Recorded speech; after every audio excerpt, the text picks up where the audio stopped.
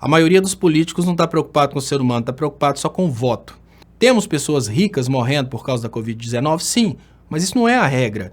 Isso é a exceção. Quando a gente pensa tanto na metrópole como na colônia, tanto nos Estados Unidos como no Brasil, o que a gente percebe é que essa doença é uma doença que está produzindo uma espécie de eugenismo no Brasil, que é mais ou menos assim: vamos eliminar os mais pobres, os mais idosos, vamos eliminar os mais frágeis. É uma coisa muito semelhante à proposta do Hitler na Alemanha. Você lembra? A ideia do Hitler era que as pessoas mais frágeis, elas não tinham dignidade de viver, só os mais fortes, as pessoas que tinham deficiência física, enfim. Esse processo de eugenia que é proibido na Constituição, inclusive a esterilização eugênica é proibido, qualquer tipo de eugenia é proibido na Constituição, ele não poderia ser levado adiante, mas ele foi proposto pelo Bolsonaro várias vezes. A ideia da redução populacional no Brasil, antes dele ser eleito, ele falava, né, que pessoas do Nordeste ficam fazendo filhos só para terem benefícios. Esse discurso é um discurso muito vazio, porque a capacidade de produção do país é diretamente proporcional aos seus recursos de produção, e o ser humano é fator de produção. Ou seja, quanto maior a nossa população, mais medo a gente apresenta para o resto do mundo. Então, o resto do mundo quer reduzir a população brasileira.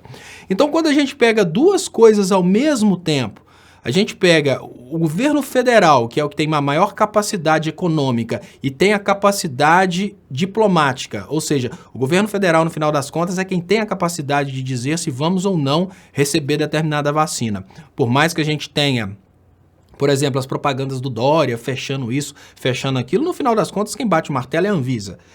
Quando nós temos uma situação dessa e nós percebemos que o governo está fazendo de tudo para evitar que a doença seja combatida, isso desde o início, incentivando as pessoas a enfrentarem a doença, falando que não precisava de isolamento social, incentivando coisas como essa que você denunciou agora, que são testes que estão vencendo. Eles não querem testar. Eles não querem aumentar os números, eles não querem ter testes. Se não tiver teste, a pessoa não entra nas estatísticas. Tudo isso traz uma ideia de que é intenção desse governo fazer uso dessa doença para diminuir o número de pessoas no Brasil. E quando a gente começa a pensar no Brasil da época do ex-presidente Lula para o Brasil de hoje, a gente vê que politicamente isso faz sentido.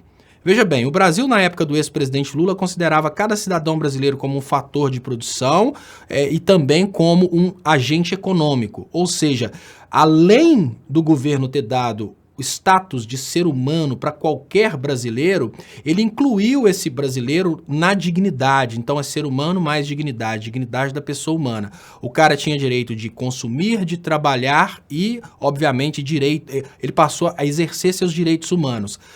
Nesse momento, as pessoas passaram a ser vistas como bem-vindas no Brasil, porque estavam todas trabalhando, estavam todas produzindo.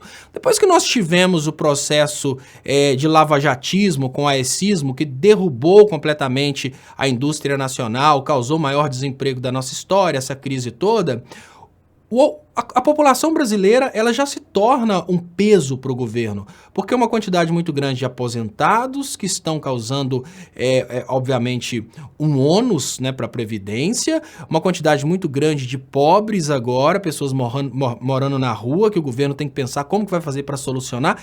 E como nós agora somos colônia dos Estados Unidos, a quantidade de pessoas que a gente precisa de ter dentro do Brasil é estritamente necessária só para produzir para os Estados Unidos. O que eu estou querendo dizer é que na época do ex-presidente Lula, quanto mais brasileiros, melhor, porque o ex-presidente Lula e a Dilma, eles estavam, obviamente, investindo no crescimento do Brasil como uma potência com um contingente populacional grande, porque a ideia era ter indústrias, né, educação, explorar toda a nossa capacidade de produção para o Brasil. Só que agora a gente tem uma situação diferente. O Brasil deixa de ser um país e torna-se um sítio dos Estados Unidos. A pergunta básica é: Quantas pessoas você precisa numa fazenda? Somente o que for necessário para produzir naquela fazenda. Se você tiver pessoas a mais, você precisa começar a criar mitos do tipo, se comer manga e beber leite, você morre. Exatamente para que aquelas pessoas não comecem a disputar os recursos naturais que estão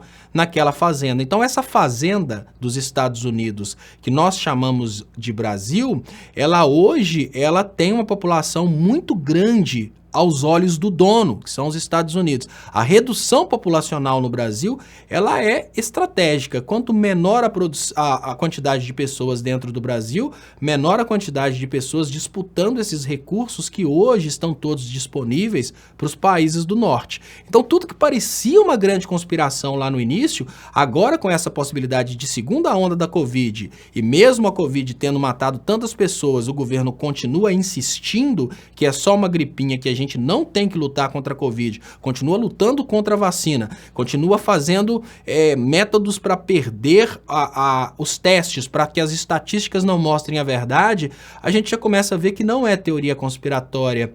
Essa doença está sendo usada para reduzir a população do Brasil. Agora, coisas que não são teorias conspiratórias são as várias tentativas dos Estados Unidos de reduzir a população do Brasil. Esterilização de índios, né? Existem pesquisadores que acreditam que o Zika vírus foi implantado no Brasil pelos Estados Unidos, várias pessoas, vários espiões norte-americanos durante vários anos, e isso está nos arquivos do Itamaraty, que vinham para o Brasil para tentarem de uma forma ou de outra esterilizarem os povos brasileiros.